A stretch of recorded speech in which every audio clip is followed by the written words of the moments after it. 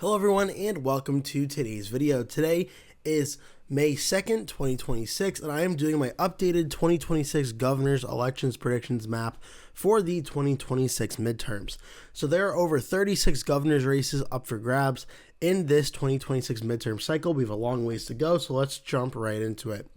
On the current governor map right now, the Democrats currently hold 24 governor seats or governor's mansions. Republicans currently hold 26. With that said, I'm going to get some of the safe ones out of the way now so we can delve into the ones that are considered to be a little bit more competitive. First things first, Idaho, Wyoming, South Dakota, and Oklahoma would all be considered safe Republican. Nebraska, I did see a poll showing it getting more competitive, but until I see more out of that race, it is probably going to remain a safe Republican race. Sarah Huckabee Sanders is going to be a safe win in Arkansas.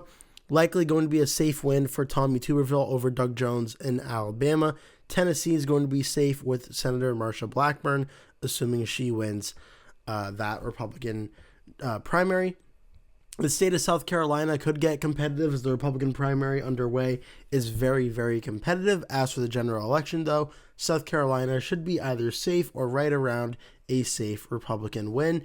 And I think that's just about it for all the 100% for sure safe Democratic seats, or Republican seats, excuse me. On the safe Democratic side, Hawaii is going to go safe Democratic. Massachusetts going to go safe Democratic. Rhode Island is very interesting as the governor's primary is very interesting with Helena Foulkes Democratic primary challenging the governor Dan McKee. Looks like Foulkes actually may be able to win that one. That's going to be a very interesting one. I would put Rhode Island as safe for the Democrats. Governor of Connecticut, Ned Lamont, I would also put in the safe Democratic category as well. Assuming he runs for governor, I did forget to mention Phil Scott, I would put as safe Republican in the state of Vermont. If he does not run for governor, then I would ultimately move that down into the safe Democratic category away from the Republicans. J.B. Pritzker in Illinois, given 2026 is supposed to be a more democratically friendly election environment, I would expect him to win by more than 15 points, so Illinois would go safe. In the state of Maryland, Governor Wes Moore, I expect he will win by a safe margin. In the state of New York, I expect New York will also go safe for Kathy Hochul versus Bruce Blakeman once Elise Stefanik dropped out of the race. The polls already started to turn in Hochul's favor, but now it's looking like with the election environment, Kathy Hochul will likely win and win by a pretty substantial margin.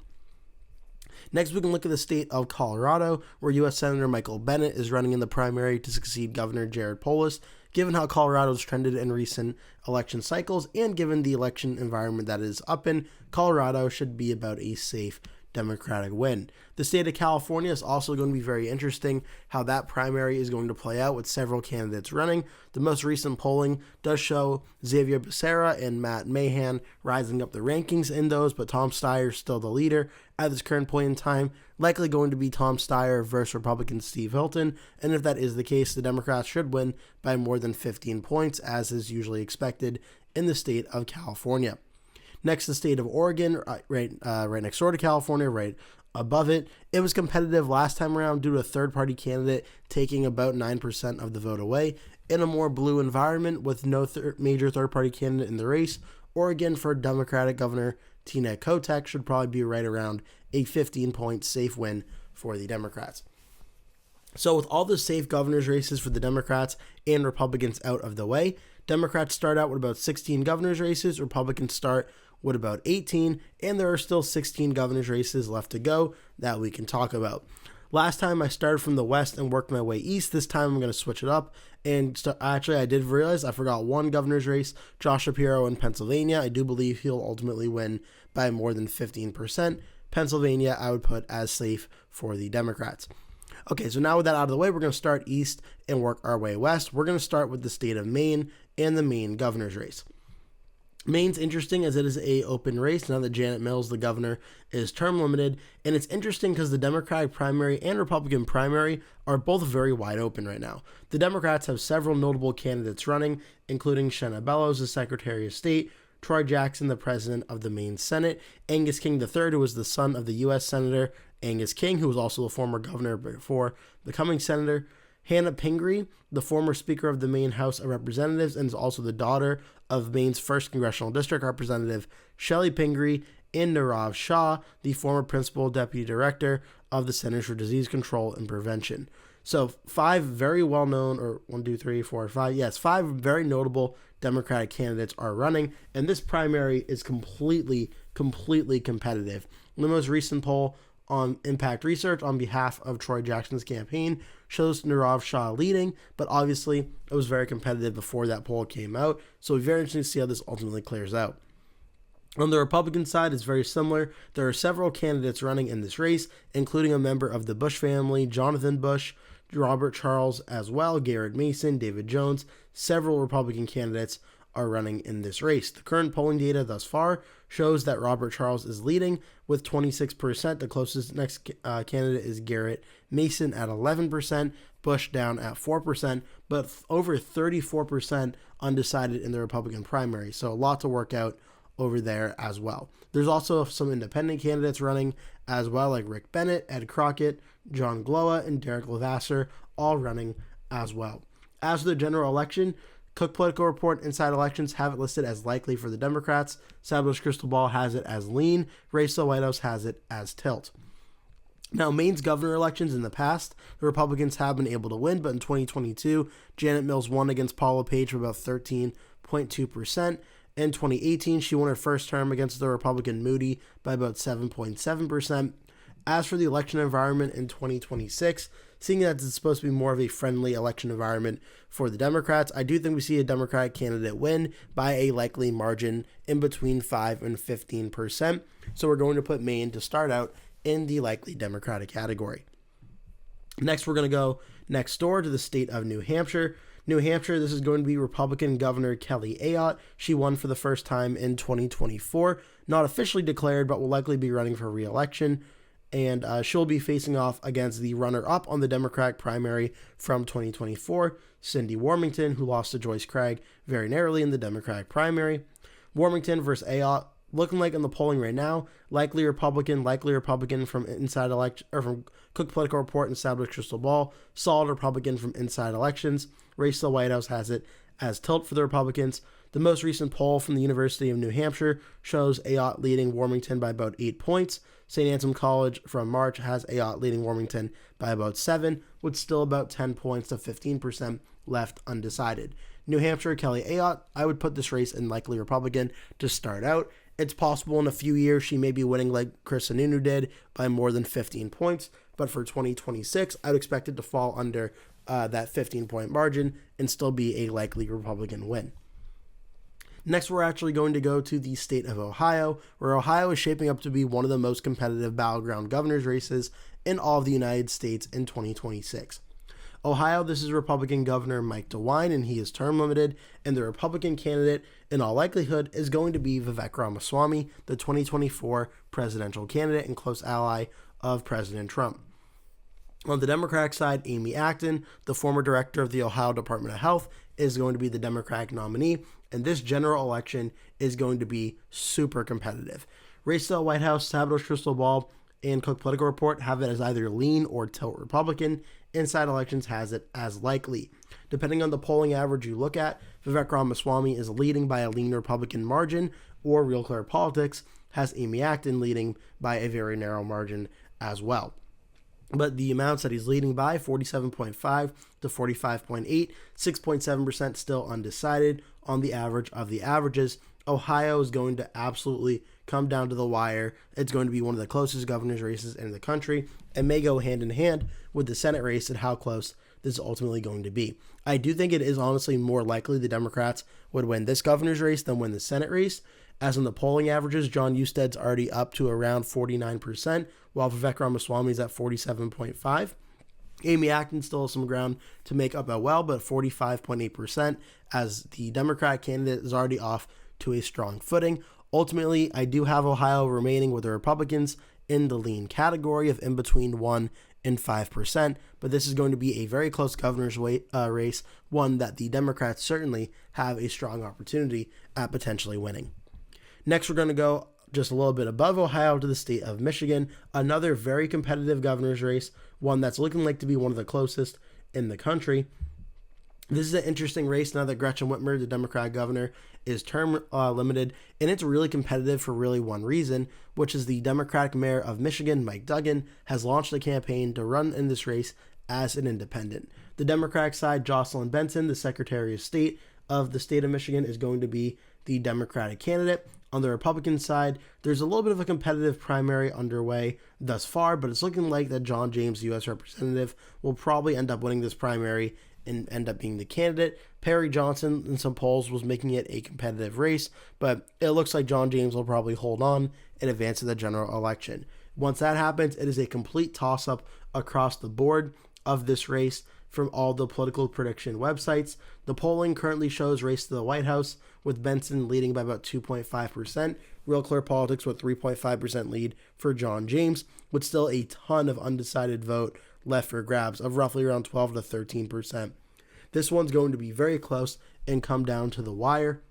Benson, a Democrat, John James, a Republican, Mike Duggan, who is certainly polling a large amount of support at roughly 21% in the polling. If Duggan ultimately gets around 21% on election day, it'll be one of the largest third-party vote shares of a candidate running for governor or even any elected office in the 2000s by a lot. It's going to be very fascinating to see how it all shakes out.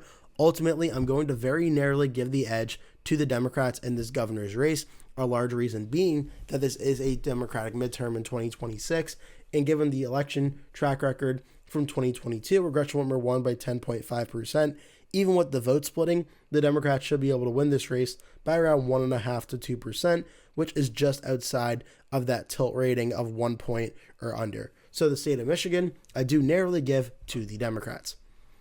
Next, we're going to go to the state of Wisconsin, neighboring to Michigan. This is also going to be one of the more competitive races that is up in 2026, and this is going to be to succeed Democratic Governor Tony Evers. Now, this is going to be a very fascinating race, as the Democratic primary is completely up for grabs, with Mandela Barnes running, with Francesca Hong running, and with Sarah Rodriguez, the incumbent lieutenant governor, running. Now, the Democratic primary the most recent poll thus far from Marquette University, Hong is leading at 14%, with still 65% undecided. So anyone's guess who's going to be the Democratic nominee on this one. For the Republicans, U.S. Representative of the 7th District, Tom Tiffany, is the most notable Republican running, and he will be the Republican nominee. After the rankings, listed toss-up across the board, like with Michigan, from all the major political prediction websites. The most recent poll, Mandela Barnes is a 2-point lead over Tom Tiffany. Francesca Hong is the only Democrat to trail to Tom Tiffany in these early pollings, with a lot of undecided vote. Again, similar to Michigan, I think Wisconsin's going to be very close. It's going to fall under 5 points. I do think the Democrats have a very narrow advantage in this state, given the track record of the midterm election with Governor Tony Evers, who in 2022 won this state by 3.4%. Now it is an open race, but it is in a Donald Trump midterm, with his approval ratings currently not being too strong at around negative 16 points. I think the Democrats hold on and win the state of Wisconsin and this governor's race. Next, we're going to go to the neighboring state of Minnesota. This is to succeed Democratic Governor Tim Walz, who, after briefly announcing running for re-election, he ultimately dropped out of the race and is not running for re-election. But the Democrats have a very strong candidate, even stronger than Tim Walz, and U.S. Senator Amy Klobuchar, who is running for this race. On the Republican side, several candidates are running, including Lisa DeMuth and Mike Lindell, the founder and CEO of MyPillow. But the general election for this one is pretty locked up. Inside elections, race to the White House have it as likely. Established crystal ball have it as safe for the Democrats. It depends on the Republican candidate as well, if it ultimately breaks 15% of the vote or not. For Klobuchar versus Mike Lindell from the Emerson poll in February, it was over a 20-point victory. So Minnesota, I would put in the safe Democratic category for Klobuchar versus Lindell, but I did just want to talk about it a little bit in depth, as which Republican candidate is the nominee may ultimately decide if it's safe or not, but it looks like it's going to be a safe Democratic win. Next, we're going to go to the state of Iowa, where Iowa is quickly becoming the most fascinating governor's race in the country for 2026. Iowa, this is Republican Governor Kim Reynolds, who is term limited or decided not to seek a third term. The Republican Representative Randy Feenstra of the 4th District is the likely Republican candidate. The Democratic candidate is the Iowa Auditor of State, Rob Sand, who is currently the only Democratic elected candidate statewide across all of the state of Iowa. And he is looking to be one of the strongest Democratic candidates in a very long time in Iowa and across the United States. With Cook Political Report having it as a toss-up, inside elections, Saddle Crystal Ball lean Republican, race to the White House have it as tilt Democrat. Completely all over the map on this one, looking to be very, very close. The most recent poll from Echelon Insights, a typically Republican-affiliated pollster, but still with a very small sample size and a large margin of error, showed Sand leading 51-39 over Feenstra. The two prior polls from before that, from Democratic polling sources, had Sand leading by likely Democratic margin of 8 points and by 2 points as well in this race. So Iowa, typically a much more of a red state, it voted for Kim Reynolds by 18.5% in 2022, but it was very competitive in 2018. Reynolds only won her governor's race the first time by 2.7%. So history would suggest this should be more of a solid Republican win, but Rob Sand is a very strong Democratic candidate and is making this a very competitive race. Overall, I do still have Iowa going lean for the Republicans right around that 3.5 to 4 point margin of victory, but this race is becoming very competitive very quickly, and if the Republicans don't watch out, this may end up being a Democratic flip on election night. In the postmortem of the election, analysts for the Republicans who are saying, how did this happen? Rob Sand, being a strong candidate, is making this race much closer than Iowa potentially may be otherwise. So that is the state of Iowa. Now we're going to go to the state of Kansas. Kansas is an interesting race as Kansas is currently held by a Democratic governor in Laura Kelly, who is term limited and cannot seek a third consecutive term. Three Democrats are running: Ethan Corson, Cindy Halsher, and Marty Tooley. Also, the U.S. Representative Sharice Davids has potentially expressed interest in running if a new congressional map is drawn by the state legislature. But as of right now, Ethan Corson has the endorsement of an executive branch official, Kathleen Seboulis, the former governor of Kansas and former Secretary of Health and Human Services under President Obama. And he also has the endorsement of the governor, Laura Kelly, and the lieutenant governor, David Toland, as well. Though the only poll from this race from back in January is sponsored by the Holscher campaign and shows Holscher leading 33-9. So we'll have to wait and see how that goes.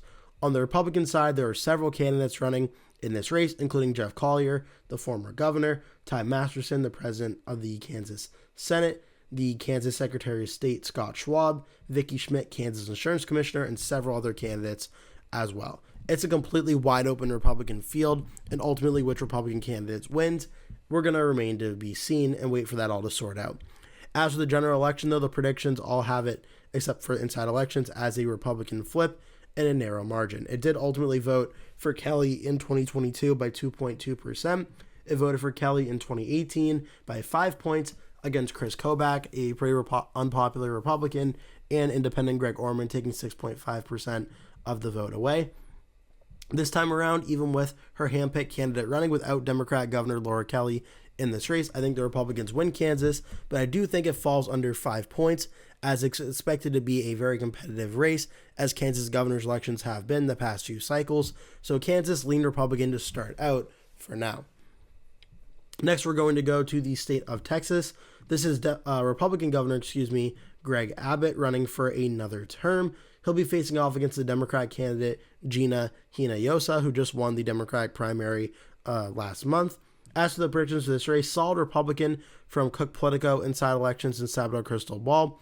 Race to the White House has it lean Republican. The polling, in the most recent polling from UT Tyler, shows it at an 8-point race with still 10% undecided. The Emerson poll from back in January also showed it as an 8-point race, still with a lot of undecided vote. I honestly personally disagree with the rankings of it being a solid race. Abbott won last time by 10.9%, and a Republican earned 2022, a midterm year that the Democrats did better than expected, but would be more of a favorable environment for the Republicans in 2026 will be. I think Greg Abbott will win re-election by a likely Republican margin, but I would not be putting Texas into the safe Republican category at this current point in time. So that's the state of Texas. Next, we're going to go to the state of Florida. Florida, this is going to be an open race to succeed the Republican governor of the state of Florida, Ron DeSantis. And In this Republican primary, it's looking like Byron Donalds, the U.S. representative endorsed by President Trump, is going to be the Republican nominee. Now, Jay Collins, the lieutenant governor of Florida, is running to try and win this primary as well, the lieutenant governor of Ron DeSantis, but thus far the early polling has not shown much traction for Collins facing off against Byron Donalds, who has held a commanding lead over the rest of the Republican field. And look at the list of endorsements for Byron Donalds. Several Florida representatives and representatives across the country, both the Senator Rick Scott, Texas Senator Ted Cruz, several executive branch officials, including, of course, the President of the United States. On the Democratic side, two notable Democrats are running in David Jolly, the former Republican U.S. representative, and Jerry Demings, the mayor of Orange County, and who's also the husband of former U.S. Representative Val Demings. Independent, there is an independent candidate in the race as well, Jason Pizzo, who is looking like could take a significant amount of the vote away. Rachel Whitehouse has his race as tilt. Everyone else has it solid Republican. For Donalds versus Jerry Demings, it's actually shown to be a more competitive race than you may expect. 4-point lead in the most recent poll, still 7%, ultimately undecided. Emerson's poll back in March showed it roughly about a 9-point race, with still 19% undecided. For Donalds versus David Jolly, looking like a 7-point lead in that Stetson University poll. The Emerson poll had it around a 5-point lead. So at this current point in time, Florida is looking like it will be a Republican win once again, but Byron Donalds has not shored up a ton of support. At this current time, there's still a lot of undecided voters, ultimately up for grabs. It's possible Donalds wins a good amount of them, and Florida ends up being an over 15-point Republican victory, especially considering Ron DeSantis won against Charlie Crist by 19.4% in 2022. But for now, I'm going to say Florida falls under 15 points by a little bit and goes in the likely Republican category. Next, we're going to go to the state of Georgia. Georgia's a governor's race that honestly, right up there with Iowa, may be the closest governor's race in the country, and there's a lot of fascinating dynamics going on in this one. The incumbent Republican governor, Brian Kemp, is ineligible to seek a third term, and the primary on the Republican side to replace him is really competitive right now. The Attorney General, Chris Carr, is running in this race. Healthcare Executive Rick Jackson joined this race and is completely one-upped this race and upended it. Lieutenant Governor of Georgia, Burt Jones, is running in this race, who has the endorsement of Donald Trump, the president, and Georgia Secretary of State, Brad Raffensperger, is running as well. As I mentioned, President Trump has endorsed Burt Jones, but Rick Jackson, the businessman, has the endorsement of Newt Gingrich. And also worth noting, the money thus far, no money reported from Rick Jackson as of now. The money would be more on Chris Carr and Burt Jones' end, but the polling, Rick Jackson's actually taken the lead in the polling averages thus far, including the most recent poll from Insider Advantage, showing Jackson at 32%, Burt Jones 25%, Raffensperger at 11%, Chris Carr at 6%, with 23% still undecided. So there's a lot of undecided vote left. That can certainly determine how this primary ends up going, but it's looking like right now President Trump's handpicked candidate is losing to Rick Jackson, the healthcare executive. A very fascinating primary underway there. On the Democratic side, several candidates are running in this primary as well, though the former mayor of Atlanta, Keisha Lance Bottoms, has got out to an early lead and is looking like in the primary polling to be the Democratic nominee. There is also still enough undecided voters for another candidate to catch her, but she has such a large lead. At this point, it looks like she'll be the Democratic candidate. As for the general election, we don't have a ton of polling to go off of on this list, but it does show a very competitive race that Keisha Lance Bottoms is currently leading in the Echelon Insights poll. Toss-up from 3 out of the 4 prediction websites, Inside Elections has it as tilt for the Republicans. Rick Jackson versus Keisha Lance Bottoms is roughly a 6-point lead for Lance Bottoms at 49, Jackson at 43. Burt Jones versus Keisha Lance Bottoms, 49 to 43. And Raffensperger versus Lance Bottoms is 46 to 44, with still amount of good undecided vote. Georgia is going to be the closest governor's race in the country. I really believe that it will. Brian Kemp won by 7.5% in 2022, but in 2018 only defeated Stacey Abrams by 1.4%. I'm expecting a margin similar to that 2018 result, more so than 2022. Ultimately, right now, it's very close. I, in the past, have given it to the Republicans. That's a trend that I usually stick with, but in this one right now, my first flip from last time, I think Georgia narrowly goes for Keisha Lance Bottoms against the Republican candidate, whether it be Rick Jackson or Burt Jones, a large part being aided in this race by Jon Ossoff at the top of the ticket, who's likely going to win the Senate race by a good margin. And with that, Georgia goes to a runoff election, and Keisha Lance Bottoms wins by a little bit under 1 point. So Georgia flips to the Democrats. Actually, I'm going to put it at 1.5%, put it in lean Democrat. I'm going to do that, not tilt. But Georgia narrowly flips to the Democrats and goes for Lance Bottoms in this updated prediction. Next, we can look at the state of New Mexico. New Mexico, this is the governor's race that at the Democratic primary side, it's more competitive than the general election will probably end up being. The governor, Michelle Lujan Grisham, is term limited, and it will be an open race between Sam Bregman and Deb Haaland, the two Democratic candidates. We just had a poll come out a few days ago in this race from Emerson College showing Haaland leading 40-24 with 36% undecided. So Haaland has led in every single poll thus far, but still we have to wait and see how the primary goes, but Haaland's the expected Democratic candidate. On the Republican side, the Republicans' leading candidate right now is Greg Hull, the mayor of the city of Rio Rancho. As for the general election, likely Democrat from 3 out of the 4 prediction sites, lean Democrat from race to the White House. No polling as of yet, but given the election in 2022, which was Grisham plus 6.4, it's an open race in a Democratic-friendly midterm. I expect New Mexico to be in the likely Democratic category. Next, we're going to go to the state of Alaska. We're going to be ending the video with these 3 governor's races that are all looking to be relatively pretty competitive. Alaska, Governor Mike Dunleavy is term limited, and the way Alaska works is all the candidates run on a primary ballot, and the top 4 candidates advance to the general election, and then from there, if no candidate breaks 50%, ranked choice voting, general election commences, where the candidates go one by one.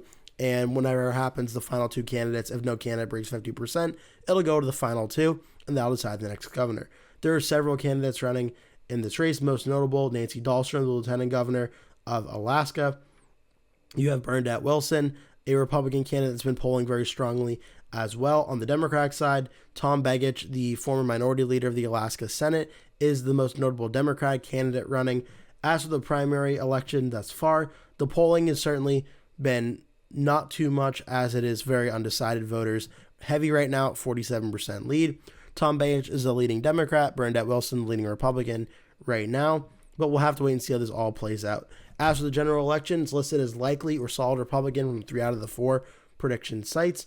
Race to the White House does have it as a toss-up.